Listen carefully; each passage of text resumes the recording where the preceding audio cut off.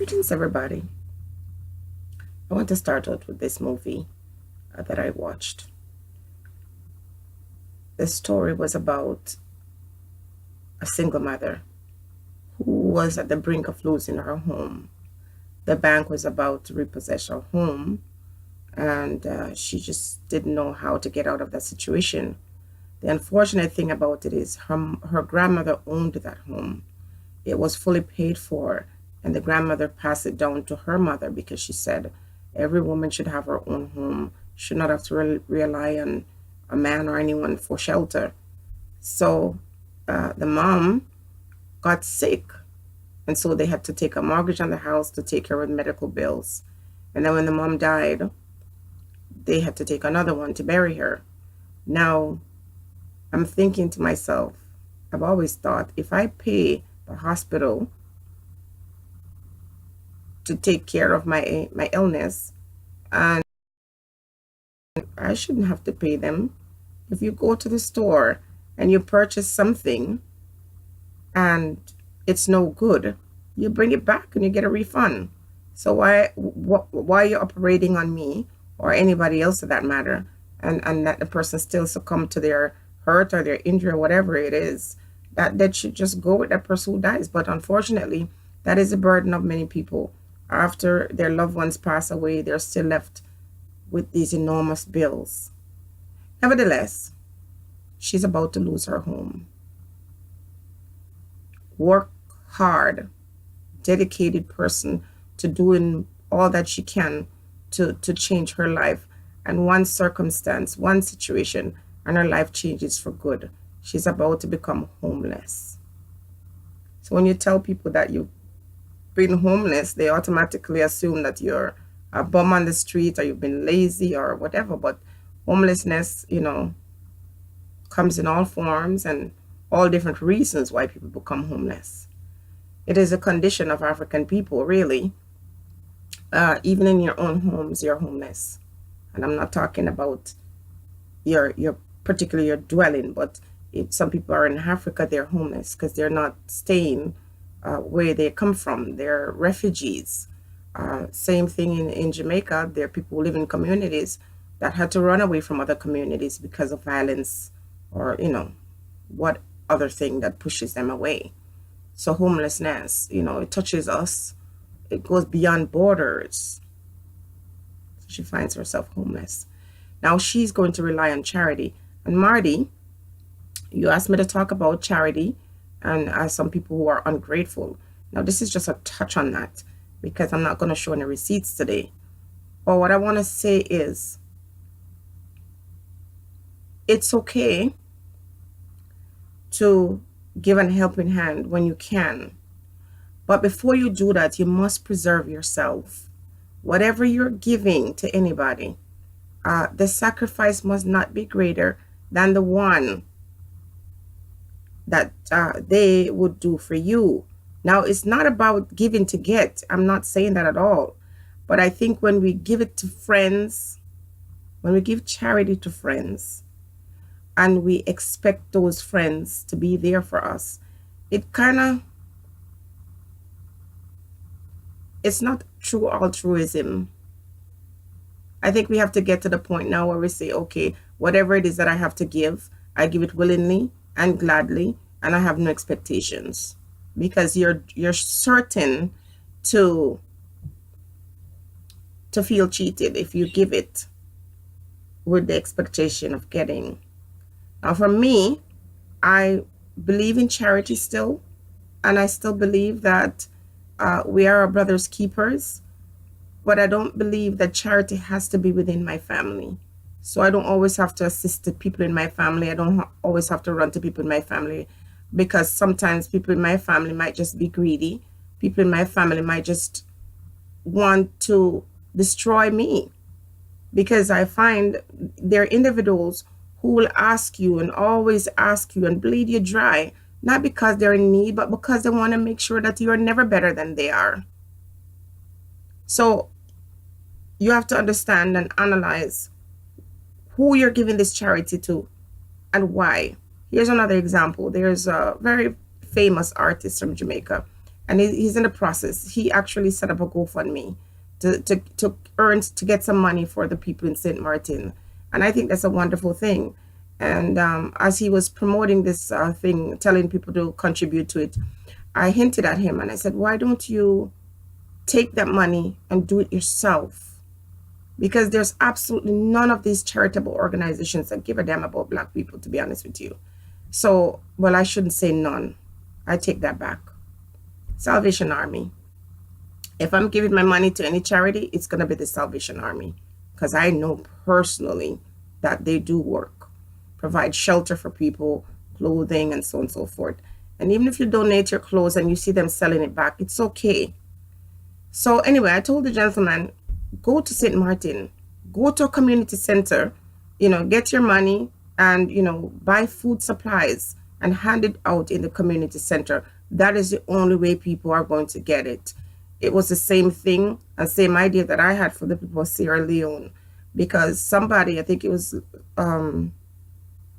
African, Rihanna, donated $1 million to the people in Sierra Leone, and someone who works on the ground said $1 will not reach those people. So when we talk about charity, we have to be very careful in how we go about doing it. Our intention might be pure, but there are sharks in these waters.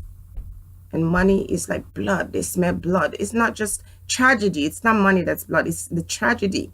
When they see a tragedy coming, it's like smelling blood. So when these natural disasters take place in the world, or events that people require the assistance of other people, there are people always waiting to jump on that and to somehow benefit from other person's demise. Then there are individuals who might be in need, who have this sense of entitlement. Somehow they think you owe them. Somehow you have to say yes. And if you say no, and if you say no when you just can't do better, they will turn on you. You understand? I think I've spoken about this before. That sense of entitlement, it turns me off so much now that I say to myself, whatever charity I give, it will be to complete strangers that I will never see again, that will never see me as someone who they can continuously come back to, draw from my well. Because we all have needs. We all need something that we have to delay or cancel. We all have needs. And if you live in the West, wherever you live in the world, Europe, wherever, in the Caribbean, you understand how hard it is to earn that dollar and some of the abuse that you have to put up with in order to make that dollar. And oftentimes when that dollar comes, it is much less than what you need. Your income coming in is less than those bills that you have to pay. And somehow people can stay in Africa or in the Caribbean or wherever they come from, assuming that you're always here ready with your wallet ready to go into your bank account to empty it, to assist them. You don't seem to have any issues. They're the only ones with issues. When anything happens in your life, you have to figure it out, and you're not getting anybody to help you figure it out. So these people who are feeling entitled to other person's things tends not to have any conscience. So it makes no sense that you explain to them that you don't have it, because it's like they're here, when you speak. The moment you start to say, I just don't have it, it's just, I'm empty. But when you see that quality in people, it teaches you too to preserve yourself. It teaches you to know that, like someone told me a long time ago, it is not everybody's bell that you attend to. But sometimes you find yourself in a position where you feel like, how can I not attend to this bell? It's ringing and it's in my ear. But now I'm learning that I don't care how loud that bell rings. It's not my problem to go out of my way and to jeopardize my own safety, my own well-being, my own family's well-being. I won't do that anymore. I give what I can. I ask you to give what you can when the need arises for you to give what you can, but not at your own detriment. That was a very foolish thing that I did over the years. And I talk about Christianity all the time, And sometimes it might seem disrespectful to those who believe because, we all need something to believe in. But I sometimes have a resentment towards Christianity because it caused me to do things that ruined my well being. Not so much my physical being, but my mental. It made me stay in a relationship that was not good, that was toxic, because I was told that if you're married and you get divorced, you're going to hell. So I stayed in a situation that was very unhealthy for too long and almost missed out on the opportunity to be with somebody great, a really good partner. That's how Christianity has a power to really, change something. Just a moment, honey, I'm coming. Um, and that's how it causes us to do things like give away our things, saying that we're getting blessings for these things when there's no blessings to be gained. Common sense and wisdom should rule. That sense of entitlement will cause people to come after you. And when you no longer have anything to give, they will destroy you.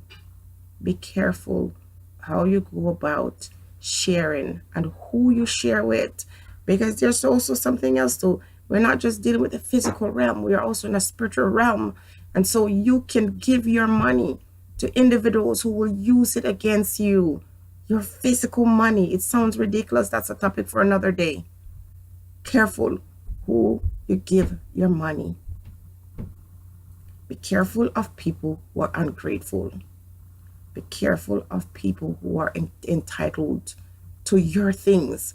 Because the most unfortunate thing about it is you work all your life until you retire. And because you gave everything, you gave away everything you have, you retire and you can barely survive. And I guarantee you, individuals who's always taking and got nothing to give. And when I say nothing to give, it doesn't have to be money. It doesn't have to be material. But if you need someone to talk to, they are not there. The only time they talk to you is when they want something from you. It is very sad. And so charity, again, must be focused on doing what is right for people that you don't know and might never see again. That is true charity. You go to a supermarket to see a single mother with a bunch of kids and she's putting things on that cashier's belt, and you see her putting things back. There, and I'm sure you all understand this. You've been to a supermarket. That was a single mother. I know what that was like. And when I didn't have enough money, I'm like, what do I put back? I can't put back the bread. I need that. I can't put back the juice. I need that. I can't. You don't know what to put back because you need everything. In a case like that, if you have it and you feel like doing it, you can pay it. Somebody just got a job. She's a single parent or a single man, a young guy. He doesn't have an outfit to go to his interview, or he doesn't have bus fare to go to work for that week. You can assist people in need, not those who are in greed.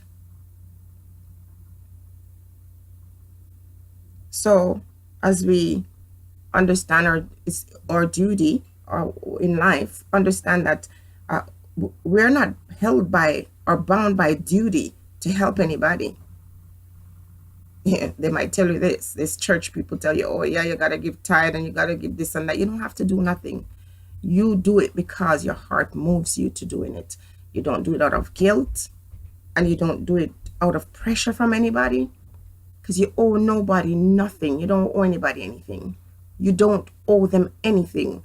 If your parents raise you, you are grateful for your parents, and when they get to an older age in life, and you can stand by them and you can assist them. If you have your parents and they're struggling and you're in a better situation to help those individuals, you help them. But you raise your kids, you let them go, you let them fend for themselves and their family. Your children, after they get to a certain age, you assist them. If you're in a position where you can give them a start in life, that is wonderful. But when your kids are adults, you're not bound by duty to take care of them, no matter what they tell you.